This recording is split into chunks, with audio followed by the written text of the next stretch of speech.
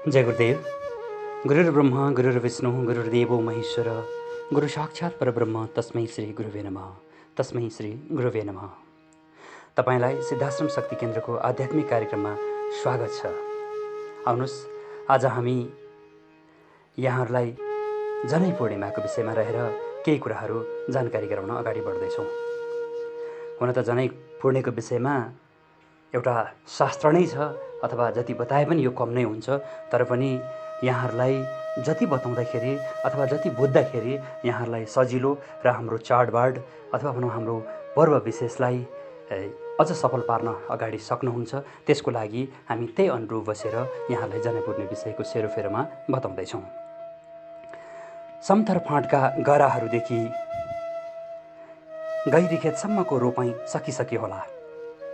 सुरुमा रोपेका धानहरू त अब गोड्ने बेला नै भइसकेको हुनुपर्दछ।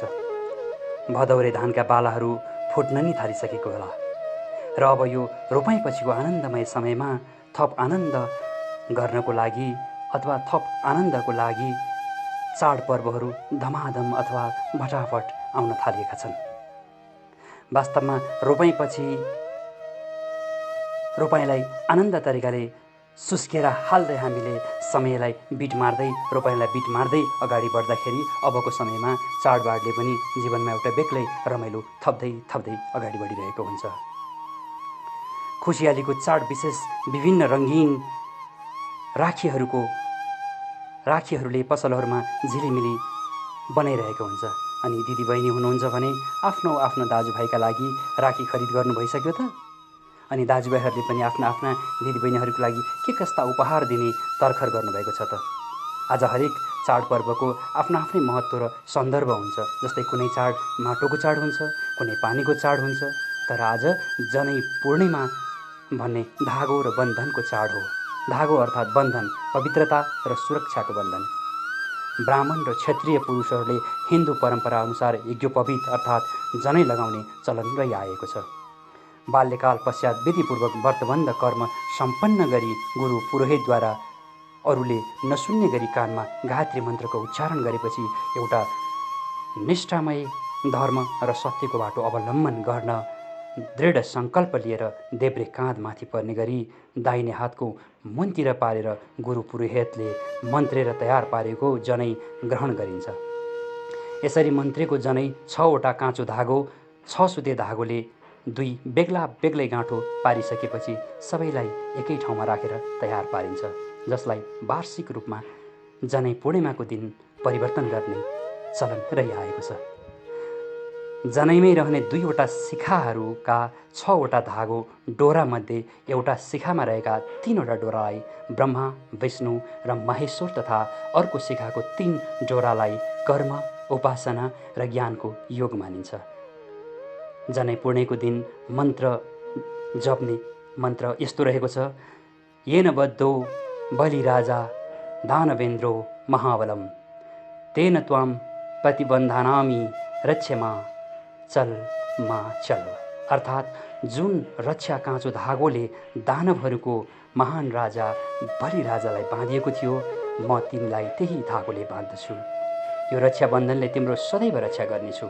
आजको दिनलाई नेपाल भाषामा गुणपुन्ही पनि भनिन्छ। नेवार समुदायले आजको दिनलाई गुम्ला महिमा पुन्ही अर्थात् गुम्पुन्ही भनेर मनाउँछन्। यस्तै अवसरमा उपत्यकाका भित्री सहरहरूमा बहाल विहार वैद्य बयेगु भनेर दीपङ्कर बुद्धका मूर्ति एवं यससँग सम्बन्धित अरू मूर्ति समान प्रदर्शनमा का लागि पनि राखिन्छन्। रक्षाबन्धनको धागो निकालेर गाई तिहारका दिन गाईलाई माला लगाउने अथवा गाईको पुच्छरमा बाँधिदिने चलन पनि चलिआएको छ। हिन्दू परम्परा अनुसार यसो गर्दा पुण्य प्राप्त हुने विश्वास रहिआएको छ। कतिपयले आफै गुरु पुरोहित कहाँ गई या मठ मन्दिरमा गएर रक्षाबन्धन बाँध्ने गर्दछन्। यसै दिन दिदीबहिनीहरूले आफ्नो दाजुभाइको दाहिने हातका नाडीमा दीर्घायु तथा सफलताको कामना गर्दै रङ्गीचङ्गी धागो र फुल जोडिएको राखी लगाइदिने चलन पनि चल्दै आएको छ। नेपालको तराई क्षेत्र लगायत भारत, बङ्गलादेश लगायतका देशहरूमा राखीको चलन र यस चाडको महत्त्व एकदमै बढ्दै गइरहेको छ। आजको दिन ज्वाइँ ससुराली गएर ससुराको हातबाट जनै फेर्ने चलन पनि प्रचलित छ। आज काठमाडौँको पशुपति, ललितपुरको कुम्बेश्वर, महादेव रसुवाको गोसाइकुण्ड, जनकपुर धामको गङ्गासागर, धनुसागर, सोलुखुम्बुको दुधकुण्ड, खोटाङको हलेसी, जुम्लाको दानसाधु, नगरकोट लगायत पर्वतीय शिखर, महादेव स्थान र त्रिवेणी धामहरूमा मेला पनि लाग्दै आएको छ। विशेषतः ब्राह्मण, क्षेत्री वा अन्य कुनै वैदिक धर्म पालन गर्ने समुदायमा ब्राह्मण पुरोहितसँग हातको नारीमा मन्त्रीको डोरो लगाएर यो पूर्णिमा मनाइने गरिएको छ। सनातन हिन्दू वैदिक ग्रन्थ अनुसार काँचो धागोबाट बनेको जनैलाई ब्रह्मसूत्र अर्थात् वेदोक्त कर्म सम्पादनार्थ तथा वेद अध्ययन निमित्त योग्यता हासिल गर्नका लागि ग्रहण गर्ने मन्त्रिएर तयार पारेको 6 सुते धागोको समूह हो, जसलाई तयार पार्दा 3-3वटा डोराको 2-2वटा बन्धन तयार पारिन्छ, जसलाई शिखा भनिन्छ। शिखाहरूमध्ये एउटा जनेको शिखामा रहेका 3 डोरालाई ब्रह्मा, विष्णु, महेश्वर हामीले पहिले भनिसकेका छौँ, तथा अर्को जनेका शिखामा रहेका 3 डोरालाई कर्म, उपासना र ज्ञानका प्रतीकहरूको योग मानिन्छ। परिवर्तित परिप्रेक्ष्यम चूडा कर्म या उपनयन सकेका ब्राह्मण या क्षत्रिय मात्र भन्दा पनि चित्त शुद्ध गरेर आस्थावान जो कोही सनातनी धर्मका अनुयायीले पनि यज्ञोपवीत अर्थात् जनै अरूलाई लगाइदिन र आफूले पनि लगाउन सक्छन्। स्मरण रहोस्, मन्त्रिएका यज्ञोपवीतको धारण गर्नाले सभिक्षा अर्थात् सूर्य भगवानको प्रत्यक्ष ऊर्जा प्राप्त गर्ने र त्यसमा गायत्री मन्त्रको उच्चारणले शारीरिक, मानसिक र आध्यात्मिक सामर्थ्यताको वृद्धि हुने विश्वास छ। साथै यज्ञोपवीत धारण गरेपछि समस्त सनातन कर्महरूको कर्ता र अभियन्ता बन्न योग्य पनि ठहरिन्छ। आजभोलि वैदिक सनातन धर्मलाई केवल जातीय आधार र छुवाछुतका रूपमा लिने चलन छ, जुन अत्यन्त सङ्कुचित कुण्ठा मात्रै हो। यज्ञोपवीतले ब्राह्मण पथमा लाग्ने राहदानीको कार्य गर्दछ, तथापि ब्राह्मण पथ भन्नाले जन्म होइन, कर्मले प्राप्त हुने पथ हो। आध्यात्मिक शुद्धता, सकल जगतको भलो अनि अध्ययनकर्ताको पथले ब्राह्मण पथ हो। ब्राह्मण पथलाई केवल जात, भाषा र सकलताको रूपमा मात्र हेर्ने हुँदैन। जुनसुकै धर्म या जातीय पृष्ठभूमिको भए पनि अध्ययनशीलता र आत्मिक शुद्धताको ब्राह्मण पथमा आलीन हुन सक्दछ। यसपालिको रक्षाबन्धन हाम्रो रिचार्जको साथ रक्षाबन्धन 2 शब्दहरू मिलेर बनेको छ। रक्षा र बन्धन संस्कृत शब्दावलीको अनुसार यसको अर्थ सुरक्षाको गाँठो हुन्छ। यो चाड दाजुभाइ दिदीबहिनी सम्बन्धको अनन्त प्रेमको प्रतीक हो। यो केवल रगतको सम्बन्ध मात्र नभई आफूले दिदीबहिनी या दाजुभाइमा मानेका यस्ता अन्य सम्बन्धमा पनि मनाइन्छ। यस दिन दिदीबहिनीले आफ्नो आफ्नो सफलता, स्वास्थ्य र खुसीको प्रार्थना गर्ने आफ्नो दाजुभाइको हातमा रक्षाबन्धनको धागो बाँधिदिने चलन छ। यसैगरी दाजुभाइले पनि दिदीबहिनीहरूलाई राम्रा उपहार दिन्छन् र आफ्नो दिदीबहिनीहरूलाई परिस्थिति र जस्तोसुकै दुःख कष्टबाट पनि जोगाउने वचन दिन्छन्। आफ्नो दाजुभाइ तथा दिदीबहिनीसँग टाढा हुनुहुन्छ, यदि टाढा हुनुहुन्छ भने आफ्नो दिदीबहिनीहरू दाजुभाइसँग रक्षाबन्धन लगाउन नपाउनु या उपहार दिन नपाउनु पनि कमी पक्कै महसुस गर्दै हुनुहुन्छ होला। यो पावन अवसरमा आफ्नो दिदीबहिनी दाजुभाइसँग सँगै नहुने कति दुखित हुनुहुन्छ त्यो हामीले बुझेका छौँ। यही कमीलाई हामी हदसम्म पनि पुरा गर्नको लागि हाम्रो पात्रोले हाम्रो रिचार्ज सेवा लिएर आएको छ, जहाँ हजुरहरूले नेपालमा बस्नुभएको दिदीबहिनी तथा दाजुभाइहरूलाई उपहार स्वरूप हाम्रा रिचार्ज प्रयोग गरी खुसी बाँड्न सक्नुहुन्छ। क्वाटी खाने दिन, नेवारी भाषामा क्वाती पनि भनिन्छ। यो चाडमा छुटाउनै नहुने विशेष परिकार भनेको भिजाएर अङ्कुरित भएका गेडागुडीबाट बनेको क्वाती अर्थात् क्वाटी हो। नेपाल भाषामा क्वातीको शाब्दिक अर्थ क्वा भनेको तातो परिकार, ती भनेको झोल, त्यसैले क्वाती भनेको झोलिलो परिकार हो। आजको दिनलाई क्वाती खाने दिन पनि भनिन्छ, अर्थात् क्वाटी खाने दिन पनि भनिन्छ। 2 दिन अघि अथवा 3 दिन अघिदेखि पानीमा भिजाइराखेको विभिन्न 9 प्रकारका गेडागुडी, मौन, मास, फटमास, सानो केराउ, मस्याङ, चना, सिमी, बोडी र बकुल्ला गरी 9 थरीका गेडागुडी मिसाएको हुन्छ। मिसाएर तयार पारिएको मिश्रणमा जब टुसा उम्रिन्छ त्यसलाई क्वाँटी भनिन्छ।